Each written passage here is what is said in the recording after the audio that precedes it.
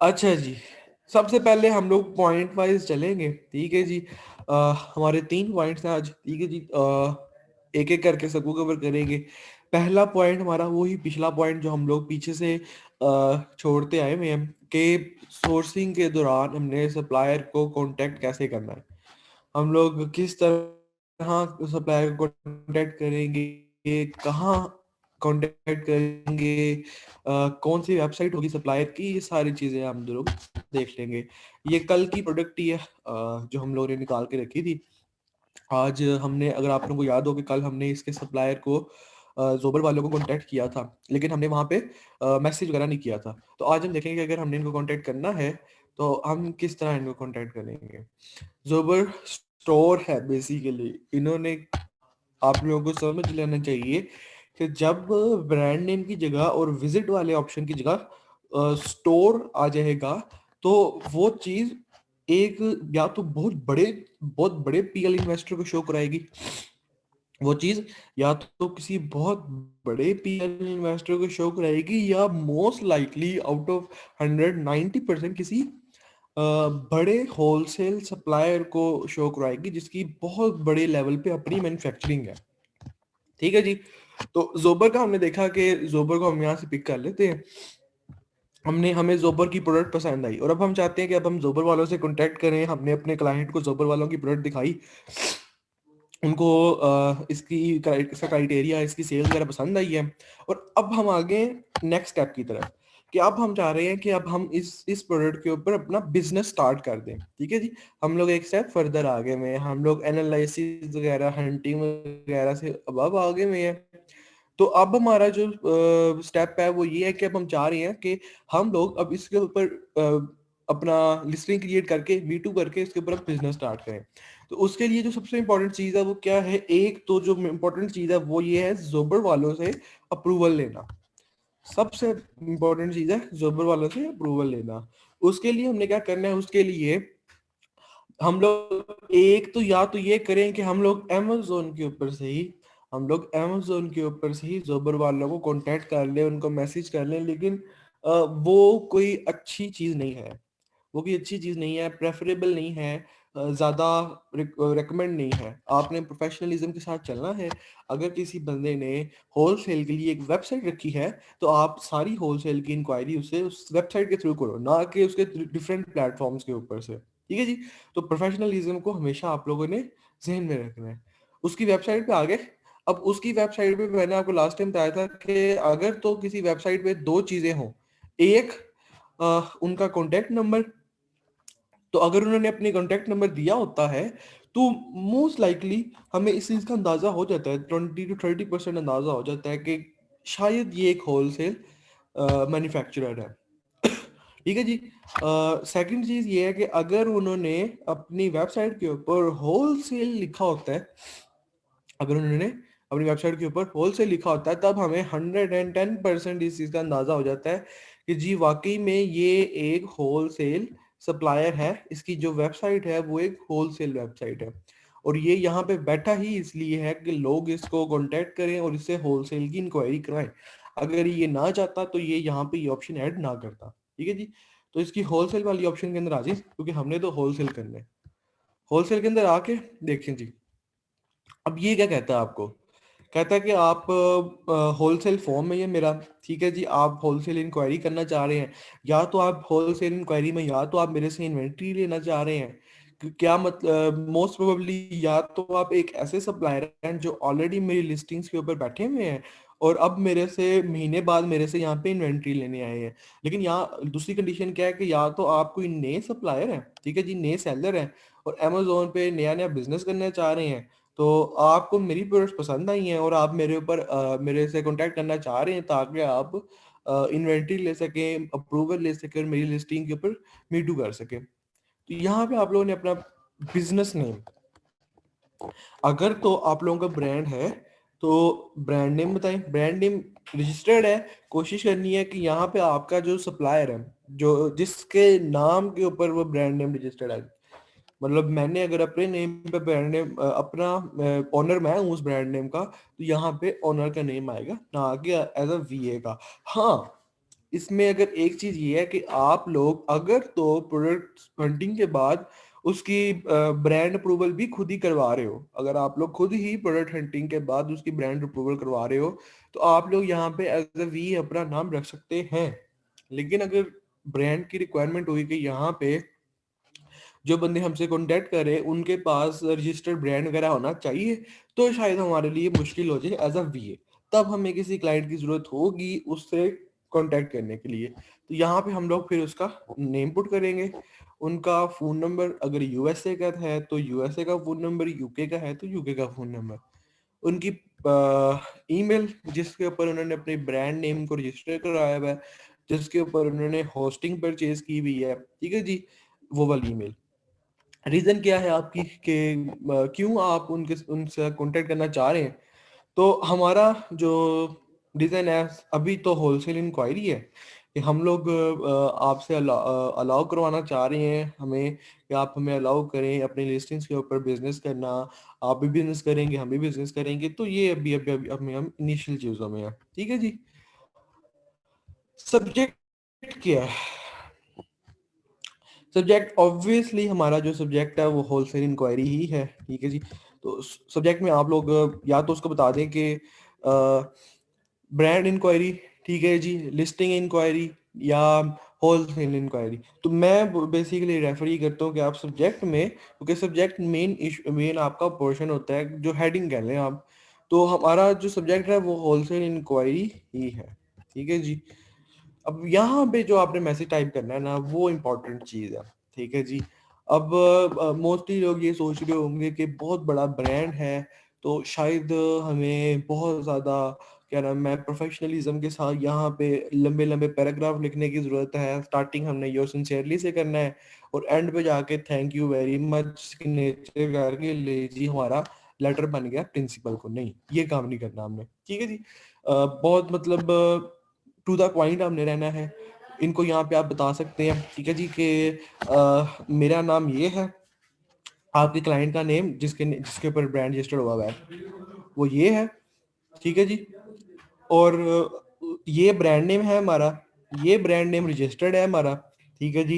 ये brand name UK में registered है, यूएसए में रजिस्टर्ड है, जहां भी रजिस्टर्ड है ये चीज बताएं। पहले आपने उसको अपने ब्रांड के बारे में बताना है ताकि उनको पता हो कि जो बंदा हमसे कांटेक्ट करना चाह रहा है ये ऑथेंटिक बंदा है, कोई ये मतलब कोई थर्ड पार्टी सेलर नहीं है, कोई हाईजैकर वगैरह टाइप की कोई चीज नहीं है। हमने यहाँ पे फिर इसको क्या चीज देनी है, हमने यहाँ पे इसको दो चीज देनी है। एक तो सबसे पहले हमारा ब्रांड नेम हो गया हुआ जो जिसको मैंने आपको पहले बता दिया ब्रांड नेम आएगा हमारा। सेकंड चीज जो हमने इसको देनी है वो है हमारा ट्रेडमार्क नंबर, ताकि उसको पता हो कि इस बंदे के पास ट्रेडमार्क भी है, ठीक है जी, ऑथेंटिक बंदा है, रजिस्टर्ड बंदा है, कोई बैड गेम नहीं करेगा मेरे साथ, अगर करेगा तो इजीली पकड़ा जा सकता है, ये ऑथेंटिसिटी के लिए होगा। अच्छा जी, ये सारी इन्फॉर्मेशन जो लीगल अथेंटिटीज जो आपके पास होंगी वो आपने प्रोवाइड कर दी। और फिर इसके बाद आपने बताना है कि मैं आपको चाह रहा हूँ कि आपके ब्रांड के साथ मैं अटैच हूँ और मैं आपके ब्रांड के साथ होलसेल करना चाह रहा हूँ। ये चीज आपने बता दी। एसिन का आपने नहीं बताना, एक चीज आपने जेहन में रखनी है कि अगर एक ब्रांड है उसके पास मल्टीपल लिस्टिंग्स हैं, जिस तरह ये ब्रांड है इसके पास मल्टीपल लिस्टिंग है, लेट्स सपोज 100 लिस्टिंग है इसके पास, ठीक है जी। तो आपने ये नहीं करना है कि आप जब उसके के साथ कांटेक्ट कर रहे हो तो कांटेक्ट में आप बता रहे हो कि मुझे इन इन एसेंस के ऊपर आपके साथ होलसेल करना है या आपके साथ बिजनेस करना है या मीटू करना है, ठीक है जी। आप ये नहीं बता सकते उन्हें, ठीक है जी, ये ब्रांड हमें बताएगा। आपने सिर्फ बताना है कि मैं आपके ब्रांड के साथ, ब्रांड होल आ गया तो उसकी जो प्रोडक्ट है वो सब सब कैटेगरी में आएंगी, सब नीच में आएंगी। सब प्रोडक्ट्स का जिनके ऊपर मी टू करना है वो आगे चल के हम देखते हैं, ब्रांड ही हमें बताता है। यहाँ पे हमने ब्रांड को बता दिया कि हम आपके साथ मी टू करना चाह रहे हैं, आप हमें अपनी रिक्वायरमेंट्स बताएं। सिंपल, आपने पहले उनसे चीजें दस्तियाब करनी है, आपने सबसे पहले उनसे एमओयू लेना है, आपने सबसे पहले उनसे इंफॉर्मेशन लेनी है, ठीक है जी। ये चीज़ें आपने करनी है, ठीक है?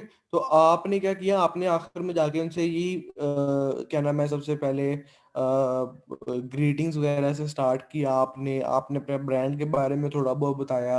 आपने बताया कि हम लोग होलसेल क्या स्टार्ट करना चाह रहे हैं और आपका ब्रांड हमें बहुत मतलब इस चीज़ में डोमिनेंट लगा है, तो हम आपके ब्रांड के साथ बिज़नेस करना चाह रहे हैं। हम चाह रहे हैं कि आप हमें बताएँ कि क्या आपकी रिक्वायरमेंट्स हैं, आप क्यों किस तरह आप हमें अलाउ कर सकते हैं अपने ब्रांड के ऊपर बिज़नेस करने का। क्या-क्या रिक्वायरमेंट्स हैं आपकी, आप अपनी रिक्वायरमेंट्स भी बताएँ। एमओयू क्या होगा हमारा, कितने साल का हमारा वो टेन्योर होगा, प्राइसेज़ वगैरह, एसेंस वगैरह, किन-किन प्रोडक्ट्स के ऊपर आप अलाउ करते हैं। एक ना पैराग्राफ बना के अच्छा-सा करके ना ये इनको यहाँ पे आपने बता देना है। ठीक है जी? इन्होंने वैसे यहाँ पे आइटम्स पूछी हुई हैं, लेकिन यहाँ पे आइटम का कोई हमारा कॉन्सेप्ट नहीं है, आइटम हम यहाँ पे नहीं लिखते, ठीक है जी? यहाँ आपने सिर्फ़ ब्रांड का बता दिया, आइटम्स का वो हमें बताएँगे कि किन-किन आइटम्स के ऊपर हमने मी टू करना है, ठीक है जी?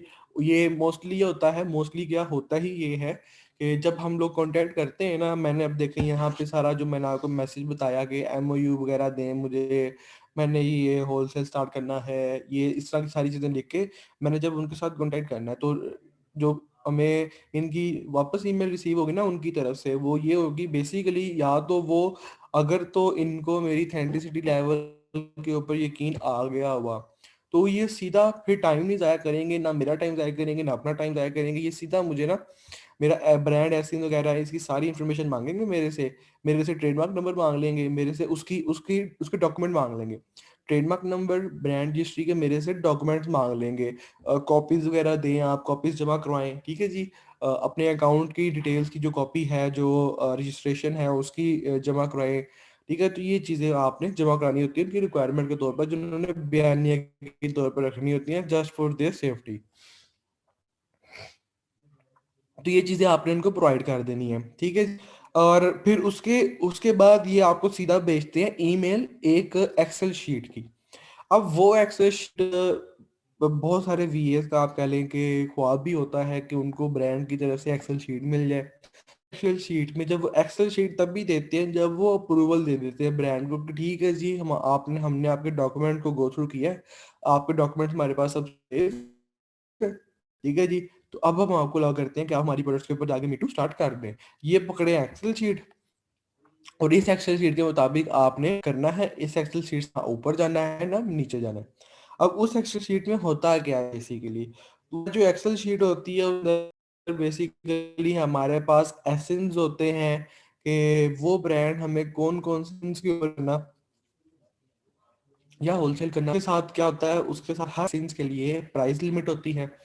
इन्वेंट्री लिमिट होती है, बाय बॉक्स की लिमिट तो वैसे इसके साथ ही आपको पता लग जाएगी। आपके पास क्वालिटी की लिमिट होती है कि किस क्वालिटी का आपने इन्वेंट्री लेनी है। एक्सेल में बताया होता है कि इन इन प्रोडक्ट्स की इन्वेंट्री हम प्रोवाइड करेंगे, इन इन प्रोडक्ट्स की इन्वेंट्री आप कहीं और से ले लें, और अगर कहीं और से ले रहे हैं तो उसकी पहले क्वालिटी चेक करवाएंगे, फिर उसके ऊपर आप सेलिंग करेंगे। ये सारी चीज़ें आपके पास एक्सेल शीट में लिखी होती हैं। तो फिर आप क्या करते हैं, फिर आपका काम रह जाता है बस उस एक्सेल शीट में से अगर लेट्स सपोज़ 100 प्रोडक्ट्स है ना, तो उन एक्सेल शीट में से ऐसी-ऐसी प्रोडक्ट्स को निकाल के साइड पे कर लेना जो कि प्रॉफिटेबल है। ऑब्वियस सी बात है, अगर एक ब्रांड है उसने आपको 100 प्रोडक्ट्स दिए हैं तो 100 की 100 तो ना बहुत ज़्यादा अच्छी होंगी। आपने अपने क्राइटेरिया के मुताबिक उन सबको चेक करना है।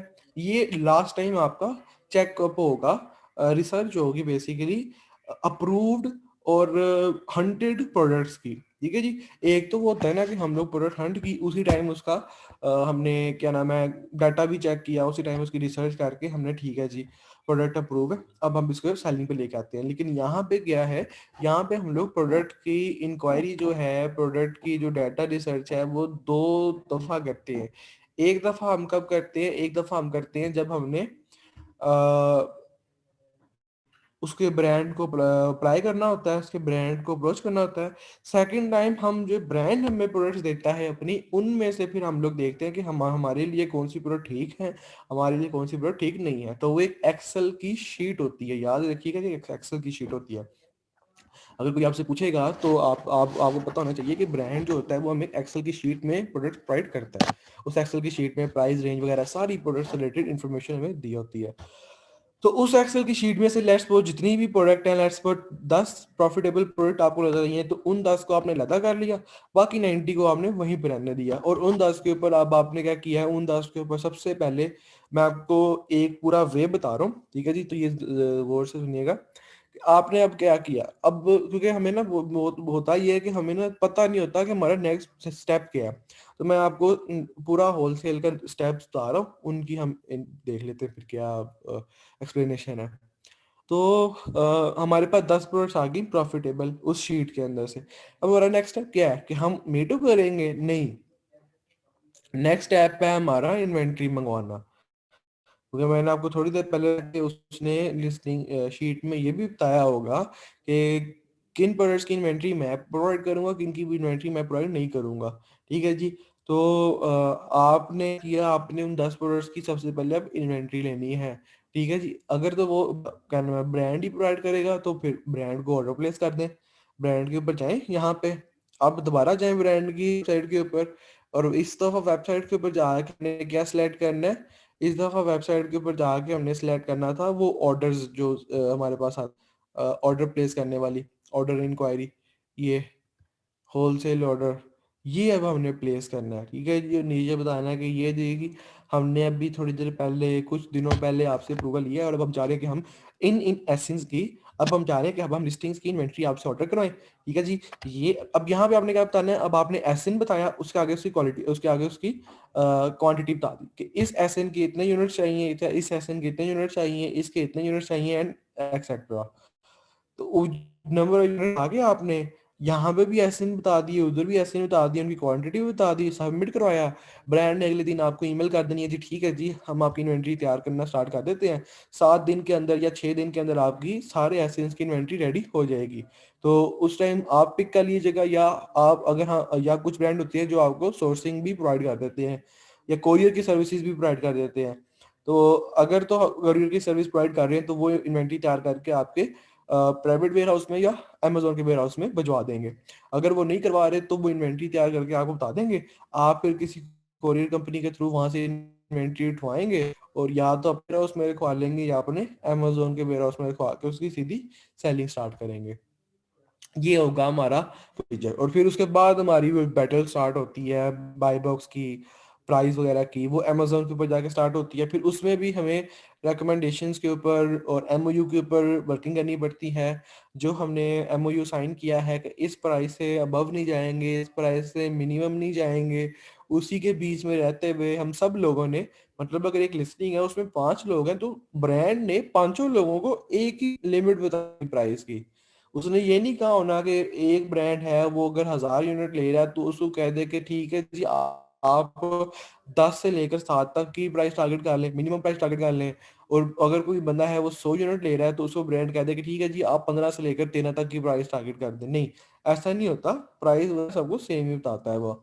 हाँ ये होता है कि जब वो ऑर्डर करते हैं तो वो बल्क में जो इन्वेंट्री ले रहे होते हैं उनको कम पैसों में वो इन्वेंट्री दे देता है। तो फिर उसका फायदा उनको बाद में जाके होता है कि वो इजीली मिनिमम प्राइस टारगेट करके प्रॉफिट अर्न कर लेते हैं। अब जो लोग ले ही कम यूनिट रहे हैं, अब उनको क्योंकि महंगी थोड़ी सी मिलती है और जब वो अमेजोन पे जाते हैं तो वो उनका प्रॉफिट मार्जिन नहीं जनरेट हो पाता है, तो इस वजह से उनको मजबूरन हाई प्राइस टारगेट करनी पड़ती है। मतलब आप लोग खुद देख सकते हैं कि अमेजोन के ऊपर आपने देखा है कि लिस्टिंग है एक, उसके ऊपर मल्टीपल सेलर्स बैठे होते हैं। अब हम सबको पता है कि पाकिस्तान में रहते हुए हम सबको पता है कि अगर आप बाय बॉक्स विन करना चाहते हैं, अगर आप ऑर्डर गेन करना चाहते हैं तो बेसिकली जो मेन चीज क्या है, प्राइस, प्राइस को कम कर दें। तो क्या उन लोगों को वहां बैठे हुए वो चीज इसकी अंडरस्टैंडिंग नहीं होती? होती है, बिल्कुल होती है उधर उनको बैठे हुए, ठीक है जी। तो लेकिन मजबूर होते हैं, मजबूर क्या होती है कि उन्होंने इन्वेंट्री पीछे से कम ली होती है, इन्वेंट्री उन्होंने पीछे से कम क्वांटिटी में ली होती है, और कम क्वांटिटी में अगर इन्वेंट्री ले तो वो थोड़ी ज़्यादा पैसों में मिलती है। तो वो फिर मैक्सिमम प्राइस टारगेट करने के लिए मजबूर हो जाते हैं ताकि उनका प्रॉफिट भी जनरेट हो। तो ये वजह होती है। अगर पता तो सबको है कि मिनिमम प्राइस टारगेट करनी होती है, लेकिन डिपेंड करता है आपके कि कितने में आपने पीछे से ली है। यही वजह है कि ये वाला फैक्टर बहुत इंपॉर्टेंट होता है, इम्पोर्टेंट माना जाता है होलसेल के अंदर। जिस तरह आप कह रहे हैं ना कि पीएल के अंदर इंपॉर्टेंट फैक्टर्स क्या है, हमारी कंपेन्स वगैरह, रैंकिंग वगैरह, फिर चाहे उसमें हम ज़्यादा प्राइस भी टारगेट कर लें, लेकिन यहाँ पे हमारा इंपॉर्टेंट फैक्टर ये है कि हम लोग कितने में पीछे से इन्वेंट्री ले रहे हैं। मैं अगर इन्वेंट्री सस्ते में ले रहा हूँ और मेरा कॉम्पिटिटर पीछे से इन्वेंट्री महंगे में ले रहा है, तो सिर्फ इसी फैक्टर की वजह से मैं अपने कॉम्पिटिटर को बाय बॉक्स में हरा सकता हूँ। ठीक है जी, तो ये चीज़ आप लोगों ने ज़रूर देखनी है। अच्छा जी, आगे चलते हैं, एक सेकेंड। अच्छा जी, ठीक है जी। तो एक तो ये चीज़ हो गई, यहाँ से हमें इन्वेंट्री वगैरह मिल गई, हमने इसकी डायरेक्ट सेलिंग वगैरह स्टार्ट कर दी, तो होपफुली ये चीज़ हमारी कवर होगी कि हमने इन्वेंट्री कहाँ से लेनी है और ब्रांड से कॉन्टैक्ट कैसे करना है। एक चीज़ हमारी ये होगी। अब नेक्स्ट करते हैं हमारे सेकंड पॉइंट की तरफ, कि हमारा एक सेकंड पॉइंट मैंने आपको बताया था कि एक सेकंड पॉइंट भी है जिसको आज हमने डिस्कस करना है। सेकंड पॉइंट ये है कि लेट्स सपोज हम लोग यूएसए में, बहुत रेयर चीज होगी ये, कोई ज्यादा कॉमन चीज नहीं है, ये बहुत रेयर चीज है। ठीक है जी, जो अभी अभी मैं आप लोगों को बताने लगा हूँ, शायद 100 में से एक, या बिल्कुल भी कोई कोई ना हो, आपको इस तरह की चीज फेस करने की जरूरत ना पड़े, लेकिन फिर भी है, जरूर एग्जिस्ट जरूर करती है, तो हम भी इसको जरूर देखेंगे एक दफा। अच्छा जी, चीज है क्या? ये चीज ये है कि लेट्स सपोज हम लोग किसी ब्रांड को कांटेक्ट करते हैं, और उससे अप्रूवल ले लेते हैं, लेकिन वो ब्रांड कहता है कि ठीक है जी, आपने अप्रूवल ले लिया, लेकिन मैं इन्वेंट्री नहीं प्रोवाइड कर सकता।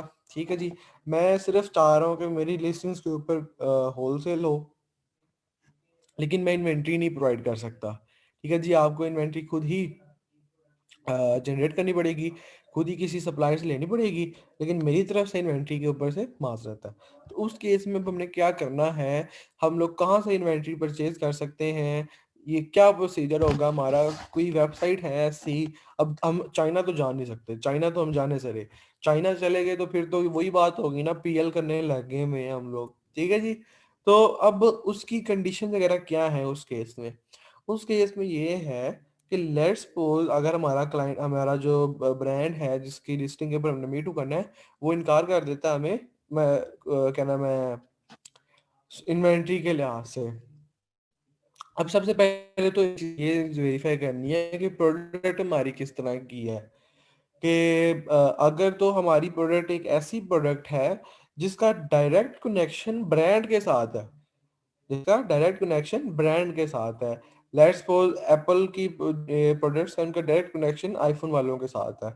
और अगर लेट्स सपोज मैं बेच रहा हूँ गार्लिक प्रेस, और मेरा जो गार्लिक प्रेस अमेजोन के ऊपर सेल हो रहा है, उस गार्लिक प्रेस के ऊपर मेरा लोगो लगा हुआ है, मेरे ब्रांड का लोगो लगा हुआ है, और कोई और बंदा आके कहता है कि मैंने उसको सेल करना है, तो उसको मुश्किल होगी, चाहे मैं उसको अलाउ भी कर दूं, चाहे मैं उसको अलाउ भी कर दूं, लेकिन उसको मुश्किल होगी। क्यों?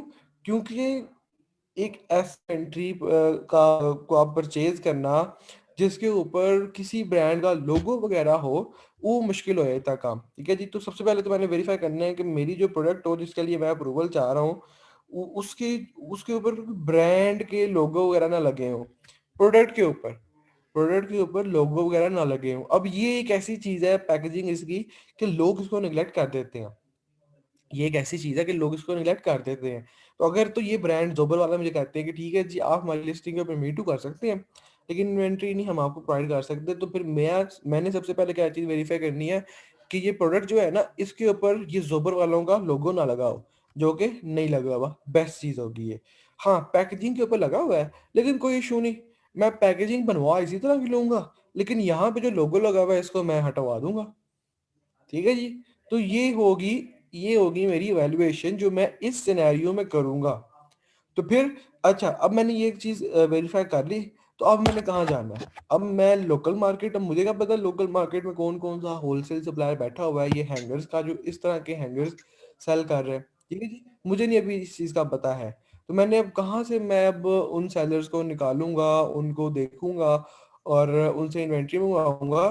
तो हमारे पास एक एक ऐसी वेबसाइट है जिसका यूज करते हुए हम लोग ऐसे होलसेल सप्लायर्स को ढूंढ सकते हैं जो कि प्रोडक्ट्स की मैन्युफैक्चरिंग कर रहे होते हैं।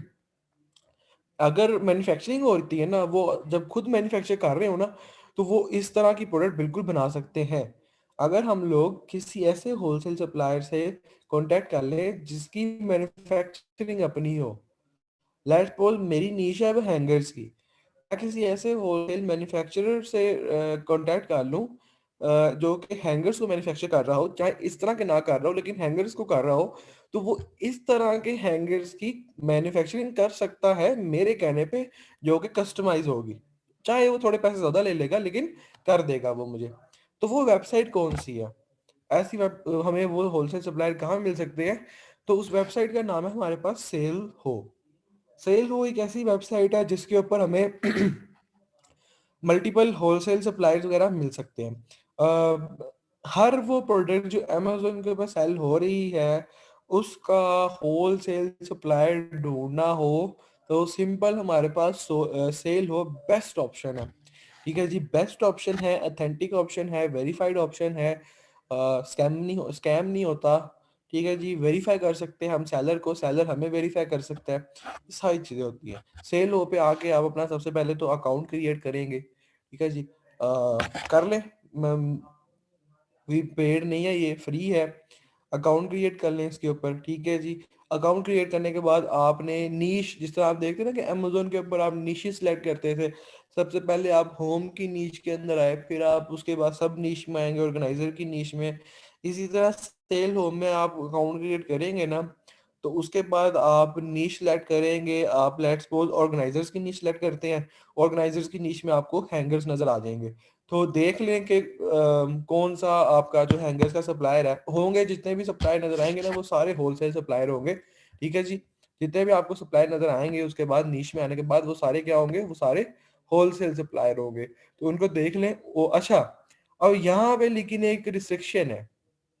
अगर आप चाहते हैं ना कि आप यहाँ से होलसेल सप्लायर को हंट करें, और लेकिन उसके ऊपर एक रिस्ट्रिक्शन है, वो ये है कि आपके पास आपका टैक्स आईडी नंबर होना चाहिए। आपके पास आपका टैक्स आईडी नंबर होना चाहिए। टैक्स आईडी नंबर क्या होता है? वो बेसिकली जब आप ब्रांड रजिस्टर कराते हैं ना, तो ब्रांड रजिस्ट्री में आपकी टैक्स आईडी नंबर वगैरह बनता है। ठीक है जी, तो आपको इनको अपना टैक्स आईडी नंबर देना पड़ता है। मैंने आपको बताया ना कि यहाँ पे जो होलसेल है वो भी आपको वेरीफाई करेगा, आप भी उसको वेरीफाई करेंगे और वो भी आपको वेरीफाई करेगा, ताकि कोई स्कैमर ना हो। ठीक है जी, तो उसको उसको वो आप किस तरह वेरीफाई करेगा? वो आपको वेरीफाई करेगा आपकी टैक्स आईडी नंबर के साथ। और आप उसको कैसे वेरीफाई करेंगे? उसके टैक्स आईडी नंबर के साथ। तो उसका टैक्स आईडी नंबर तो उसकी लिस्टिंग पे गिवन होता है, लेकिन आपका टैक्स आईडी नंबर नहीं गिवन होता, तो आपको आपका टैक्स आईडी नंबर देना पड़ता है वहां पे जाके। तो अगर तो आपके पास टैक्स आईडी नंबर नहीं है तो शायद आपको मुश्किल हो सप्लाई ढूंढने में। मिल जाएगा, ये बात नहीं है कि नहीं मिलेगा, मिल जरूर जाएगा। ठीक है जी, लेकिन जो मिलेंगे ना वो भी फिर वेरीफाइड नहीं होंगे। जो आपको फिर सप्लायर मिलेंगे ना वो भी वेरीफाइड नहीं होंगे। तो टैक्स आईडी नंबर वगैरह, ब्रांड हिस्ट्री वगैरह इसके लिए होना जरूरी है, आप पहले होना चाहिए। इधर से फिर आप होलसेल सप्लायर हंट करके उसको उसको इन्वेंट्री का ऑर्डर प्लेस करेंगे, उससे इन्वेंट्री पकड़ेंगे और यहाँ पे लाके सेल करेंगे। अब ये लोग सिर्फ होलसेल सप्लायर नहीं है। ये लोग सिर्फ होलसेल सप्लायर नहीं है, ये ड्रॉप शिपर भी है। यहाँ पे जितने भी सेलर्स बैठे हुए हैं सेल हो के ऊपर, या तो वो मेन मैन्युफैक्चरर्स हैं, या तो वो मेन मैन्युफैक्चरर्स हैं। मेन मैन्युफैक्चरर्स कौन है? जिनके टैक्स आईडी नंबर उन्होंने अपनी लिस्टिंग पे दिया होता है, वेरीफाइड होते हैं जो। और सेकंड टाइप ऑफ यहाँ पे सप्लायर्स कौन से हैं? वो है हमारे पास हमारे जैसे वीएस। ठीक है जी, third party logistics, third party sellers कह ले आप, वो हैं ड्रॉप शिपर। आप लोग वीए हैं पीएल और होलसेल के, वो वीए हैं ड्रॉप शिपिंग के। उन्होंने क्या किया हुआ है? उन्होंने किसी दूसरी वेबसाइट की प्रोडक्ट को लाके यहाँ पे शो कराया हुआ है। यहाँ से ऑर्डर आता है, पीछे से इन्वेंट्री पकड़ते हैं और आगे लाके हमें प्रोवाइड कर देते हैं बल्क में। प्रॉफिट जनरेट करते हैं, पीछे वाले को उसके पैसे दे दिए, खुद अपना प्रॉफिट रखा, ले जी, खुश हो गए वो। तो यहाँ पे ड्रॉप शिपिंग भी होती है। तो अगर तो आप चाहते हैं कि आप किसी ड्रॉप शिपर के हाथ में ना आए और किसी वेरीफाइड सप्लायर के साथ जाएं तो फिर आपके पास आपका सेल टैक्स आईडी नंबर होना लाजिम है। ठीक है जी। तो शायद इससे आपको थोड़ी बहुत अंडरस्टैंडिंग भी होगी कि ड्रॉप शिपिंग भी हो रही है दुनिया में और किस तरह हो रही है। इंशाल्लाह जब हम ड्रॉप शिपिंग को डिटेल में स्टडी करेंगे तो शायद हमें भी इस तरह की कोई मतलब ये लीगल है, ऑब्वियसली लीगल है। आप अपनी वेबसाइट पे किसी दूसरी वेबसाइट की लिस्टिंग दिखा सकते हैं और आप वहाँ पे थर्ड पार्टी सेलर की सेलर का रोल प्ले कर सकते हैं। जिस तरह आप कह लेंगे ना कि घर बेचना हो तो उसके लिए एक बंदा होता है जो क्या नाम है सेलिंग पार्टी का कनेक्शन कराता है बाइंग पार्टी के साथ, वो मिडिल मैन होता है। ठीक है जी। तो आप मिडिलमैन की सर्विसेज प्रोवाइड कर सकते हैं, उसमें कोई इशू नहीं है। यहाँ पे जितने भी मिडिलमैन बैठे हुए हैं वो लीगल बैठे हुए हैं, उनकी भी प्रोडक्ट बहुत अच्छी हैं। ठीक है जी, उनकी भी प्रोडक्ट बहुत अच्छी हैं, सारे स्कैमर नहीं है। ठीक है जी, आपको अच्छी इन्वेंट्री प्रोवाइड कर देते हैं, तो ये लीगल है। तो लेट्स सपोज अगर आप भी कल ड्रॉप शिपिंग सीख के आप लोग भी ये काम करना चाहेंगे किसी दूसरी वेबसाइट की जिसके ऊपर अच्छी सेल हो, उसकी उसके ऊपर अपनी लिस्टिंग जो कि किसी आपकी दूसरी वेबसाइट की हो जिसके ऊपर इतनी सेल ना हो वो शो करवा दें, फिर अच्छी वाली वेबसाइट के ऊपर सेल आए और वो फुल कहाँ से की जाए अपनी दूसरी वाली वेबसाइट के ऊपर से। और आप वहां पे मिडिल मैन के बैठे हुए हैं तो मिडिल मैन बैठे हुए हैं। इस वेबसाइट के ऊपर आपका अकाउंट क्रिएट हुआ हुआ है। ठीक है जी। दूसरी वेबसाइट के ऊपर आपका कोई दूसरा सेलर था जिससे आपने इन्वेंट्री ली हुई थी, जिससे आपने उसकी प्रोडक्ट पूछ के ली हुई थी। तो जब उसके ऊपर ऑर्डर आएंगे तो आपने उससे ऑर्डर पकड़ने हैं। ठीक है जी। आगे आपने अपने बायर्स को दे देने हैं। जो आपके पास पैसे आएंगे वो आपकी वेबसाइट के ऊपर आएंगे, वो पैसे आपने अपना प्रॉफिट निकाल के बाकी पैसे आपने अपने सप्लायर को दे देने हैं। ईजी हो गया। ठीक है जी। तो इस चीज को ड्रॉप शिपिंग भी कहा जाता है। तो यहाँ से हमें हमारे इन्वेंट्री होलसेल के लिए इजीली मिल सकती है। एक और वेबसाइट भी है लेकिन मैं इन्वेंट्री सप्लायर इन्वेंट्री सोर्स के नाम से एक और वेबसाइट भी है। लेकिन मैं ये सेल हो को ही सजेस्ट करता हूँ क्योंकि अथेंटिक है, ये स्कैम वगैरह नहीं होता है। ठीक है जी। तो आप लोग भी इसी के साथ रहें, लेकिन अगर आप लोग इन्वेंट्री सोर्स के साथ जाना चाहते हैं तो आप उसके साथ भी जा सकते हैं, उसमें कोई इशू नहीं है। ठीक है जी। तो दो चीजें अभी हमारी कवर हो गई हैं। एक हमारी कवर हो गई है कि ब्रांड के साथ कांटेक्ट कैसे करना है, उसको ईमेल वगैरह कैसे करनी है, उनके रिप्लाई को कैसे आंसर करना है, और इन्वेंट्री वगैरह का कैसे एमओयू वगैरह लेने हैं। सेकंड चीज हमने जो कवर की है वो ये है कि अगर लेट्स सपोज ब्रांड हमें अप्रूवल नहीं देता, या ब्रांड हमें सॉरी ब्रांड अप्रूवल तो दे देता है, बेसिकली ब्रांड हमें मैन्युफैक्चरिंग के लिए सोर्सिंग के लिए इन्वेंट्री नहीं देता है, सेलिंग के लिए ब्रांड हमें इन्वेंट्री नहीं देता है। तो उस केस में हमारा स्टेप क्या होगा, उस केस में हम क्या किस तरह मूव ऑन करेंगे। एक तो यही चीज होगी। फिर उसके बाद थर्ड चीज है कि लेट्स सपोज अच्छा फेलियर, थर्ड चीज मैं आपको बताना चाह रहा था फेलियर के बारे में कि ऐसी क्या वजूहात हैं कि होलसेल में भी लोग फेल होना स्टार्ट हो गए हुए हैं। ठीक है जी। उन वजूहात को अब हमने देखना है। वैसे तो बहुत ज्यादा मतलब हैरानी वाली बात ही है कि होलसेल कभी कोई एक ऐसा पार्ट होता था होलसेल जिसके अंदर फेलियर बहुत कम थे, बहुत मतलब ना होने के बराबर, लेकिन अब वो इंक्रीज हो रहे हैं। उसकी रीजन क्या है, उसकी रीजन क्या है? तो वो रीजन को अब हमने डिस्कस करना है। जो मोस्टली फेलियर की रीजन अब ओके स्टार्ट हुई है ना, वो ये है कि लोग ये सोच बैठे हैं। पहले ये होता था कि लोग जब भी होलसेल होलसेल का मतलब तो यही है ना कि आप मल्टीपल प्रोडक्ट्स के ऊपर एक टाइम पे बैठे हो, कम से कम एक टाइम पे 10 प्रोडक्ट्स के ऊपर आप बैठ के बिजनेस कर रहे हो, ये बात बिल्कुल ठीक है। लेकिन लोग पहले क्या करते थे और अब क्या कर रहे हैं? लोग पहले ये करते थे कि लोगों ने अगर 10 प्रोडक्ट के ऊपर एक टाइम पे बैठ के मीटू करना है तो वो 10 की 10 प्रोडक्ट्स को पहले एनालाइज करते थे। ठीक है जी। ये नहीं होता था कि एक ब्रांड की 10 लिस्टिंग्स होती थी, 10 के 10 के ऊपर बगैर देखे मीटू कर दिया कि जी ब्रांड बहुत अच्छा है, इसकी सेल बहुत ज्यादा है, लो जी इसके ऊपर मीटू कर ले। पहले ही होता था कि अगर एक ब्रांड है ना और उसकी एक ही लिस्टिंग है, चाहे दी उसने हमें 100 है लेकिन एक लिस्टिंग अच्छी है तो एक ही के ऊपर मीटू करना है। अच्छी का मतलब क्या? अच्छी का मतलब ये कि वो या तो कोई सीजनल प्रोडक्ट नहीं है, या वो कोई कोई ऐसी इलेक्ट्रॉनिक की प्रोडक्ट नहीं है जो कि जनरेशन वाइज चेंज होती रहती है। अब आप खुद सोच लें कि लेट्स सपोज हमारे पास हम लोग मी टू करते हैं आईफोन 6 के केस के ऊपर। अब साल नहीं गुजरा आईफोन 7 आ गया, तो कौन होगा जो आईफोन 6 का केस लेगा? ऑब्वियसली वो लोग कम हो जाएंगे। फिर उसके बाद आईफोन 8 आ जाएगा, आईफोन 9 आ जाएगा, कौन लेगा आईफोन 6 का केस? हम तो लेकिन वहीं भी बैठे हुए हैं, तो हमारी सेल फिर जीरो हो जाएगी। एक तो रीजन मोस्ट ये है कि जनरेशन वाइज जब किसी प्रोडक्ट में चेंज आती है तो उस प्रोडक्ट में सक्सेस रेट बहुत कम हो जाते हैं। सेकंड चीज सीजनल है।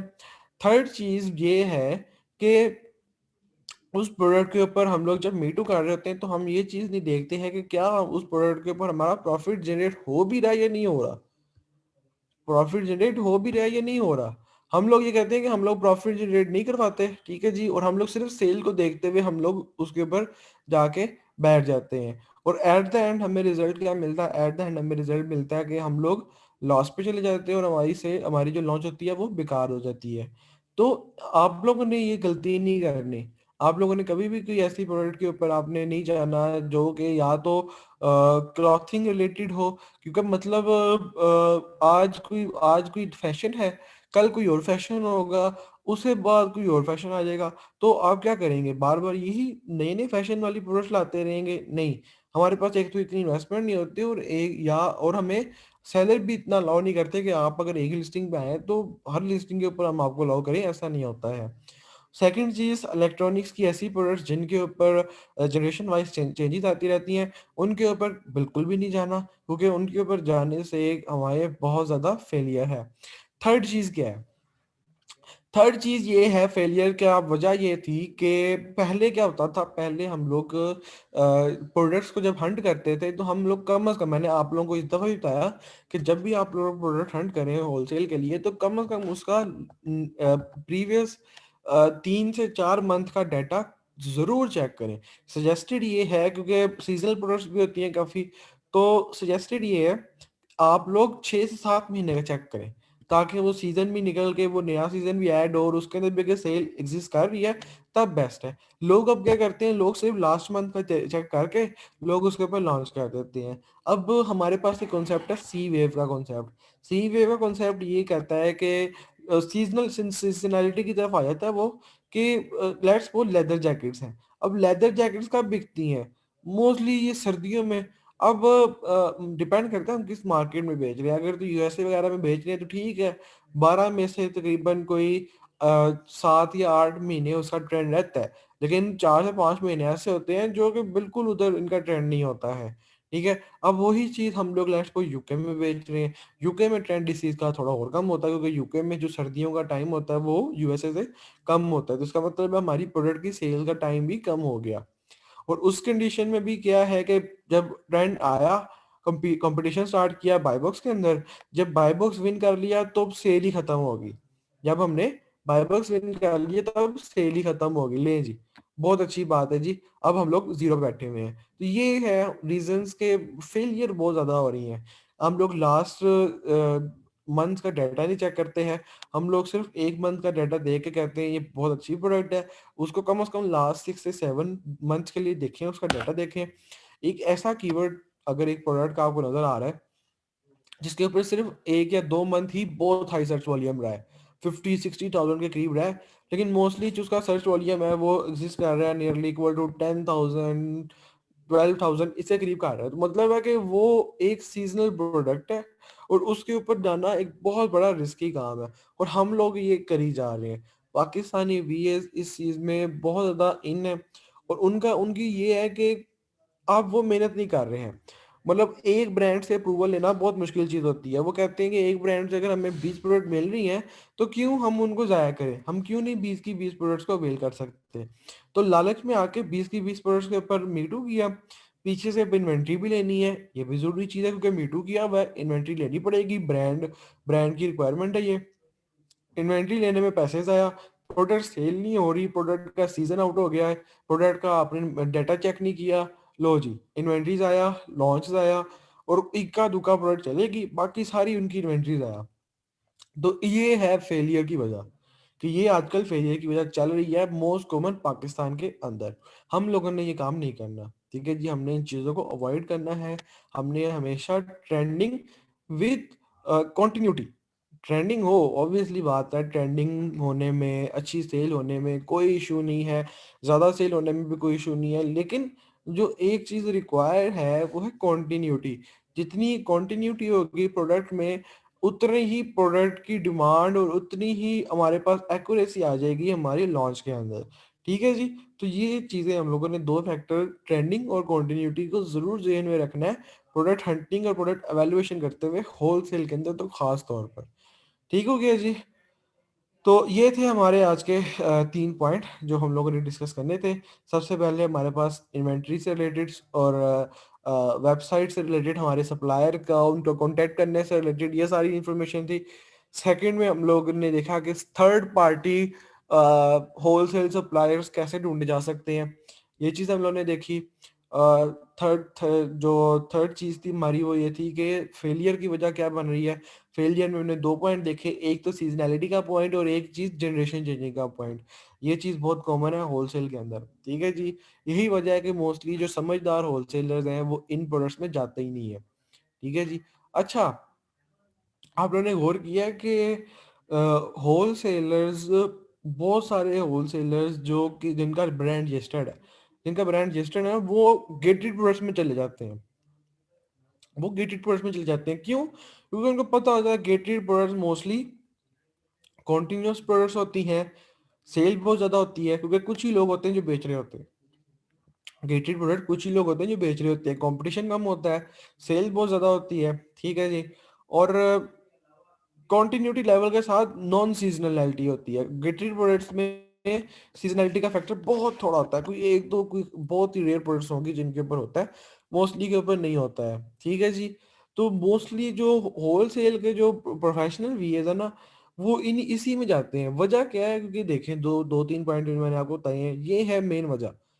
अगर आपके पास ये फैसिलिटी है, मैं तो आपको आज भी सजेस्ट ये कर रहा हूँ, वैसे तो मैं आपको यही कहता हूँ कि स्टार्ट में, जब आप एज अ अपना कैरियर का स्टार्ट कर रहे हो, तब ना ये काम करें, क्योंकि तब बहुत ज़्यादा बर्डन होता है और हम इसको हैंडल नहीं कर सकते हैं, क्योंकि एक अनगेट करवाना भी हमारे ऊपर ही आता है। हालांकि हम अनगेट करवाने का प्रोसीजर वगैरह सारा कुछ देखेंगे, लेकिन मैं ये सजेस्ट नहीं करता कि हम लोग अपने कैरियर के बिल्कुल स्टार्ट में ही इस तरह की मुश्किल चीज़ों के साथ जाएँ। ठीक है जी? स्टार्ट में लो लेवल पे रहते हुए, आसान चीज़ों के साथ रहते हुए हमने जाना है। ठीक है जी?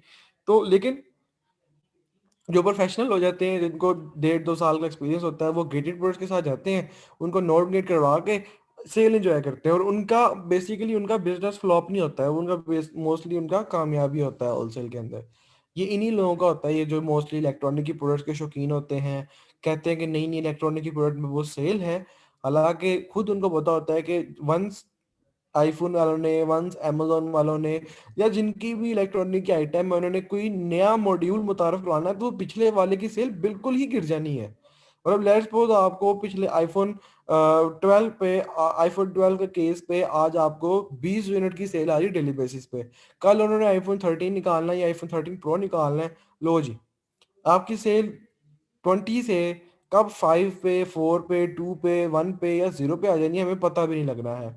ये है नुकसान इस तरह की निशेज़ का। ठीक है जी? तो इसको हमने ज़रूर ज़हन में रखना है। तो अब आ जाते हैं अपने आपके क्वेश्चंस की तरफ, क्योंकि इससे ज़्यादा थोड़ा-सा फिर हमारी जो चीज़ें हैं वो कन्फ्यूजन में आ जाएँगी। सर, क्या केएफसी और यूएई में 2 ब्रांड रजिस्ट्री नहीं है और ना टैक्स नंबर, तो वहाँ कैसे होलसेल होगा? वो एक अलहदा चीज़ है। यूएस, केएफसी और यूएई, मैंने आपको पहले वैसे तो बताया हुआ है मैंने कि उधर होलसेल करने के लिए ना आपको ब्रांड चाहिए, ना आपको ट्रेडमार्क चाहिए, ना ये टैक्स आईडी नंबर चाहिए। वो अल्लाह वाले वाली मार्केट है, ठीक है जी। तो उधर हम लोग बगैर इन सब चीज़ों के ये काम करेंगे। वो इंशाल्लाह हम लोग नेक्स्ट लेक्चर में यही है कि हम लोग एक दफ़ा बस अब यूके वगैरह को देख लेना हमने, ऑस्ट्रेलिया के लिए होलसेल को देख लेना, फिर हमने मूव करना है अपने केएसए और यूएई के लिए। तो उसमें फिर हम लोग ये देख लेंगे कि केएसए और यूएई में होलसेल कैसे किया जाता है, और फिर इनको आपस में कंपैरिजन कर लेंगे, उधर की मार्केट की होलसेल और इधर की मार्केट की होलसेल। ठीक है। सर, अगर हम किसी सप्लायर से थोड़ी इन्वेंट्री लेकर मीटू करें और बाद में हम कहें और से इन्वेंट्री परचेज कर ले, तो कोई इशू होगा? जी बिल्कुल इशू होगा, ऑब्वियस सी बात है, इशू होगा। सप्लायर सप्लायर आपका देखे ना, जो मेन आपकी लिस्टिंग का मेन ओनर है, जिसके ऊपर आपने बिडू किया, स्टार्टिंग में आपने उस इन्वेंट्री ली, उसने आपको एमओयू में बताया हुआ है एमओयू में उसने आपको बताया हुआ है कि भाई इन्वेंट्री मेरे से ही लेनी है, किसी और से इन्वेंट्री नहीं ले सकते आप। तो अगर आप उसके बाद सेकंड टाइम इन्वेंट्री किसी और से लेके अमेजोन के वेयर हाउस में भिजवाएंगे, उसने तो मतलब आपको लिस्टिंग से निकाल देना ना, क्योंकि आपने उसके एमओयू की खिलाफ वर्जी की है। अच्छा जी सर, ब्रांड से ऑर्डर देने के बाद इन्वेंट्री हमें डायरेक्ट अमेजोन वेयर हाउस में मिलती है? डिपेंड करता है आपके ऊपर डिपेंड करता है कि अगर तो आप लोग इन्वेंट्री ज़्यादा इन्वेंट्री मंगवा रहे हैं, तो ऑब्वियसली आप इतनी ज़्यादा इन्वेंट्री तो नहीं ना अमेजोन के वेयर हाउस में भिजवा सकते एट अ टाइम, थोड़ी थोड़ी करके भिजवानी पड़ेगी आपको। तो वो आप पहले अपने वेयर हाउस में मंगवाते हैं, फिर आप उसमें से 200 या 100 इस तरह करके आप अमेजोन के वेयर हाउस में भिजवाते हैं। लेकिन अगर आपकी इन्वेंट्री है ही 200 यूनिट की, तो फिर तो वो आप क्या करना है, आपने उसको अपने घर मंगवा के सीधा फिर वो अमेजोन के वेयर हाउस में जाएगी। तो ये चीज़ डिपेंड करती है। सर अगर हमें हमारे पास टैक्स आईडी नहीं, तो क्या हमें सप्लायर फिर भी सेल हो से मिल जाएंगे ना? जी बिल्कुल, अगर आपके पास नहीं भी है ना, तो फिर भी आपको जो होलसेल सप्लायर्स है ना, वो आपको मिल जाएंगे, ठीक है जी।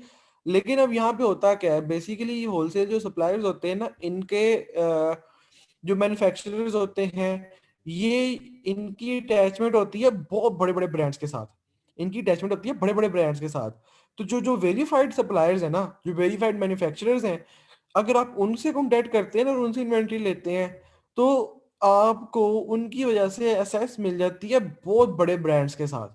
लेकिन अगर आप एक नॉन वेरीफाइड सप्लायर के साथ इन्वेंट्री लेते हैं, तो आपको किसी बड़े ब्रांड्स के साथ एसेस नहीं मिलती है, उसकी क्वालिटी की प्रोडक्ट नहीं मिलती है आपको। तो बस यही इशू होता है, और लेकिन मिल जरूर जाता है आपको। जी मामा पूछिए आप।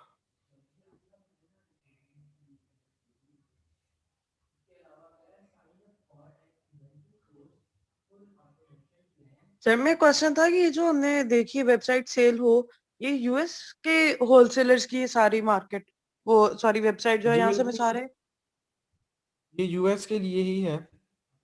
और सर बाकी जो यूके ऑस्ट्रेलिया वगैरह है, इन सब की अलहदा होगी?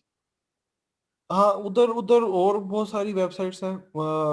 उधर मोस्टली वैसे मैंने उधर कोई इस तरह की कोई हाई लेवल वेबसाइट नहीं है, लेकिन फिर उधर हमें जाना पड़ता है, हमें इंडिविजुअल सेलर्स के साथ, इंडिविजुअल वेबसाइट्स वगैरह वगैरह के होल्डर्स के साथ। वहाँ पे की इस तरह की कोई वेबसाइट नहीं है। शायद अब आ गई हो, लेकिन मेरे जहन में या अभी तक कोई एक ऐसी वेबसाइट में नई सामने आई है मार्केट में, जो कि ये दावा करे कि हम आपको यूके के लिए इतने बड़े लेवल पे इन्वेंट्री प्रोवाइड कर सकते हैं। ये सिर्फ अभी यूएसए में ही है। ठीक हो गया सर। लेकिन ये हो सकता है कि आप देखें ना, आप अगर यूके में भी लॉन्च करने जा रहे हैं, तो चाइना से नहीं मंगवाएंगे, इधर से करवा लें, ऑर्डर प्लेस इधर से करवा लें, और ये इन्वेंट्री यूके में भिजवा दें, ज़्यादा जल्दी चली जाएगी चाइना की बनिस्बत। ये चीज़ भी हो सकती है आपकी। जी सर ठीक हो गया। जी मोहम्मद अबूबकर। जी सर, मुझे ये पूछना है कि जब हम पीएल करते हैं तो उसके अंदर हमें मोस्टली कभी ना कभी इशू आ जाता है ये सोर्सिंग के दौरान, यानी कि हमारी प्रोडक्ट लेट पहुंचती हैं। तो उसके दौरान भी हम इनसे रब्ता कर सकते हैं कि यहाँ से थोड़ी सी इन्वेंट्री लेके हम अमेजोन के वेयर हाउस में पहुँचा दें। तो उसके बाद जब वो दूसरी आएगी तो फिर वो भी हम प्रोवाइड करते हैं। ऐसा कुछ होता है जी सीन? बिल्कुल है, बिल्कुल ये हो सकता है, बिल्कुल ऐसा हो सकता है। आप ये बिल्कुल काम कर सकते हैं कि आपकी आपने चाइना पे ऑर्डर प्लेस किया हुआ है, इन्वेंट्री आने में लास्ट सपोज अभी 1 महीना है। उस केस में आपने यहाँ से इनको कांटेक्ट किया, इन्होंने कहा कि ठीक है जी, हमारे पास इन्वेंट्री पड़ी हुई है, और वो इन्वेंट्री बिल्कुल मैच कर रही है आपकी चाइना की इन्वेंट्री के साथ और आपकी अमेजोन की प्रोडक्ट के साथ, ठीक है जी। तो जी। आपने यहाँ से एक ही हफ्ते में इन्वेंट्री उठा के अपने अमेजोन के वेयर हाउस में भिजवा दी और उसके ऊपर सेलिंग स्टार्ट कर दी है। तो जब आपकी दूसरी इन्वेंट्री आ रही है, तब आपकी सेलिंग स्टार्ट हो चुकी हुई है, तो आप बिल्कुल ये काम कर सकते हैं और ये अच्छी चीज़ है। जी सर। सर ये अगर हमारा ब्रांड रजिस्टर ना हो, मतलब हमारे पास, तो हम इसको क्या बताएंगे कि हमारा कोई ब्रांड रजिस्टर नहीं है या हमारा कोई ट्रेडमार्क रजिस्टर नहीं है, या फिर हमें लाजमी है कि ट्रेडमार्क एटलीस्ट हमारा रजिस्टर हो इसके लिए, होलसेल के लिए?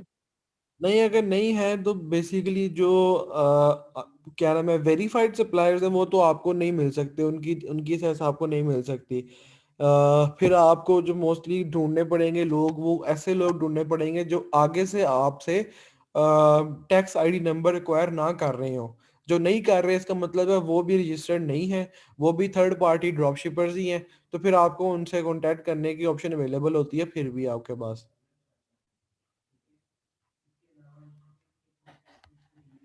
ठीक हो गया सर। लेकिन सर अगर हमने मी टू करना है किसी ब्रांड के ऊपर और हमारे पास ना ट्रेडमार्क है ना हमारे पास अपना ब्रांड रजिस्टर्ड है, तो फिर हमें रिसर्च करनी पड़ेगी कि कोई ऐसा ब्रांड मिले जो हमें अलाउ कर दे। ये इन मार्केट्स में तो बहुत ही रेयर है ये चीज़ के कोई ब्रांड हमें बगैर ब्रांड रजिस्ट्री के और बगैर ट्रेडमार्क के अलाउ करे। यूएई और केएसए में शायद आपकी ये बात ठीक हो, लेकिन मेरे ख्याल से इन मार्केट्स में ये चीज़ पॉसिबल नहीं है। हाँ, शायद कोई ऐसा हो, ऑब्वियसली शायद कोई ऐसा हो कि जिससे हम, क्या नाम है, ट्रेडमार्क पे या सिर्फ ब्रांड, या सिर्फ हम सिर्फ ट्रेडमार्क के ऊपर, या सिर्फ अपने लीगल डॉक्यूमेंट्स के ऊपर अपना मीटू करवा लें। बहुत, लेकिन वो बहुत रेयर होंगे, मोस्टली ऐसा नहीं करते। मोस्टली लोगों की रिक्वायरमेंट होती है ट्रेडमार्क और ब्रांड, तो वो हमें करना ही पड़ता है।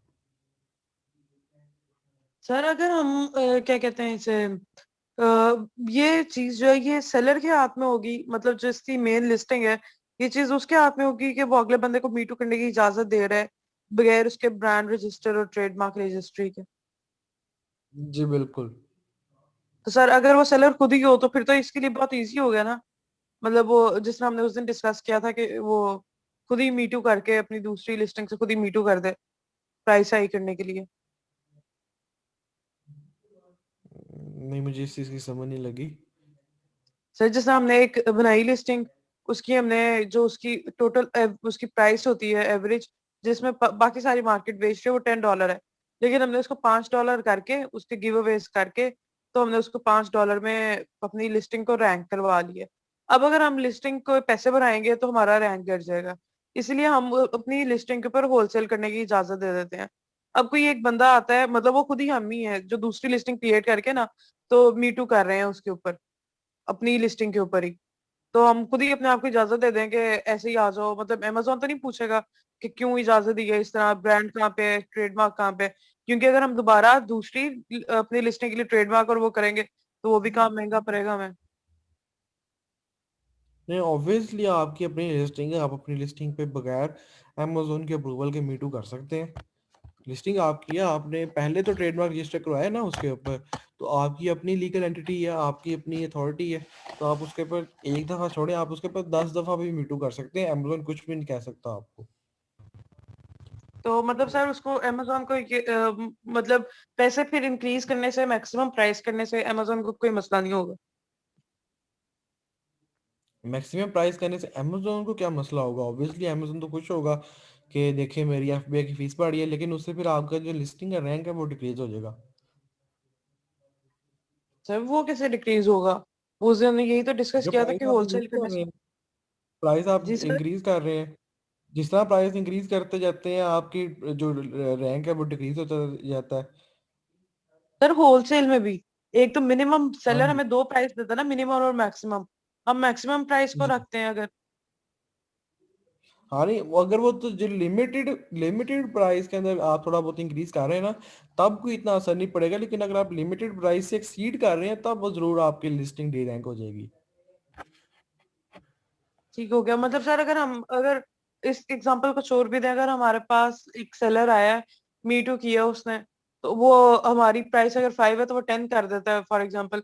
हमने उसको 7 तक की 8 तक की मैक्सिमम लिमिट दी थी है, 6 to 8 की हमारी मिनिमम और मैक्सिमम 8 हमने उसको कहा हुआ है।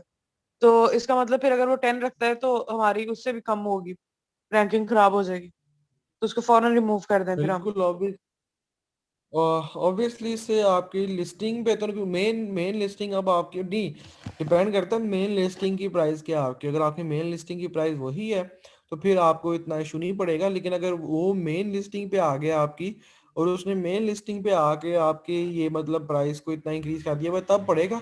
लेकिन अगर वो कहीं बाय बॉक्स में कहीं बैठा हुआ है और उधर ये काम कर रहा है, तो फिर आपको इतना इशू नहीं होगा। लेकिन फिर भी ऑब्वियसली वो आपके लिमिट से उसने एक्सीड किया है, तो आप उसको रिमूव करेंगे ऑब्वियसली। सर अगर हमारी प्राइस ज्यादा हो, अगर हमारा एक वो मतलब लिस्टिंग है, उसके ऊपर सिर्फ एक मेन सेलर है और एक बंदे ने और मीटू किया हुआ है बस, तो बाय बॉक्स जो है, और लेकिन जो सेकंड जो बंदा आया है उसकी प्राइस हाई है, तो क्या उसका क्या कहते हैं उसे, बाय बॉक्स की क्या डिवीजन होगी उसकी?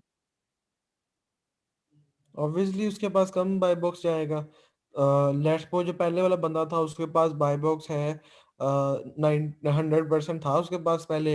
अब दूसरा बंदा भी आ गया लेकिन उसने उसकी इससे हाई प्राइस टारगेट की हुई है, तो उसके पास बाय बॉक्स कम परसेंट के लिए जाएगा। लेट्स सपोज सिर्फ 10% के लिए जाएगा, 10% बाय बॉक्स उसके पास चला जाएगा, बाकी 90% तो मेरे पास ही रहेगा। तो ये इस तरह डिवीजन अभी अमेजोन डिसाइड करता है। ये मैं ये प्रिडिक्शन ही कर सकता हूँ, सिर्फ एग्जैक्ट नहीं मैं बता सकता। ठीक हो गया सर, थैंक यू। सर वैसे होलसेल के लिए तो हमें अपनी लिस्टिंग दोबारा से नहीं क्रिएट करना पड़ती। अपनी लिस्टिंग क्यों दोबारा हमने क्रिएट करनी है? जी सर, वही अभी वो बोल रही थी ना कि सर लिस्टिंग हम दोबारा से क्रिएट करेंगे, तो इसलिए थोड़ा सा पूछा मैंने। वैसे भी नहीं, वो मैंने जब कहा था कि लेट्स सपोज हमने अपनी लिस्टिंग को $5 की प्राइस के ऊपर रैंक करवा लिया हुआ है। अब अगर हम अपनी लिस्टिंग की प्राइस इंक्रीज करेंगे तो वो तो हमारी लिस्टिंग डी रैंक हो जाएगी। तो उस चीज़ से बचाने के लिए इन्होंने कहा कि हम अपने किसी दूसरे अकाउंट के ऊपर से सेम ही ब्रांड के अंडर हम अपनी ही लिस्टिंग के ऊपर उसी ब्रांड से दूसरे अकाउंट से हम उसके ऊपर मीटू कर लेंगे, और मीटू करके हम नीचे एक्चुअल प्राइस में ज़्यादा प्राइस टारगेट कर लेंगे। ठीक है जी। और उधर से हम क्या करेंगे, उधर से अपनी इन्वेंट्री जो थी वापस मंगवा लेंगे, और इस अकाउंट से जिस जहां से हमने मीटू किया हुआ है यहाँ से हम इन्वेंट्री भिजवा देंगे। तो सारा बाय बॉक्स भी हमारे पास आ जाएगा। ठीक है जी। और हमारी हाई प्राइस पे भी फिर हमारी प्रोडक्ट सेल होगी। ये इन्होंने कहा था। बस ये है तो क्या नाम है, सिरदर्दी है इतनी ज्यादा, लेकिन लोग ये काम कर रहे हैं। सर ये भी सुना मैंने कि लोग मतलब एक ही अकाउंट से दो लिस्टिंग बना के ना, एक एफबीएम कर रहे होते हैं और एक एफबीए कर रहे होते हैं। बिल्कुल बिल्कुल कर रहे होते हैं, मैं खुद कर रहा हूँ ये काम। क्योंकि एफबीए में होता ही है कि एफबीए में ना ज्यादा प्राइस टारगेट हो जाती है।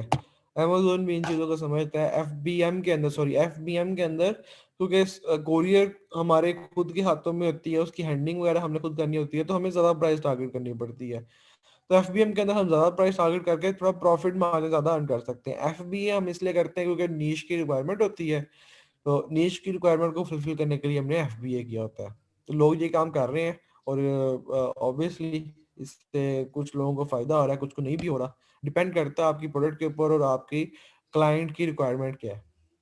नहीं नहीं, वो तो आप ट्रायंगुलर गिव अवे तो सेम ही लिस्टिंग पे करते हैं ना। अब आप देखें ना, आपने दो लिस्टिंग्स क्रिएट कर ली हैं स्टार्टिंग से ही। आपने पहले से ही आपने एक एफबीएम के लिए कर ली है, एक एफबीए के लिए कर लिया। तो ये चीज तो नहीं ना हो सकती कि अगर आप एफबीएम के लिए अगर ट्रायंगुलर गिव अवे करवा रहे हैं तो वो उसके रिव्यूज आपके एफबीए वाली लिस्टिंग पे नहीं, ऐसा बिल्कुल भी पॉसिबल नहीं है। दोनों के एसिन डिफरेंट है, दोनों के एसकेयूज डिफरेंट होंगे, दोनों की रेटिंग और रैंकिंग भी डिफरेंट होगी। ठीक है जी।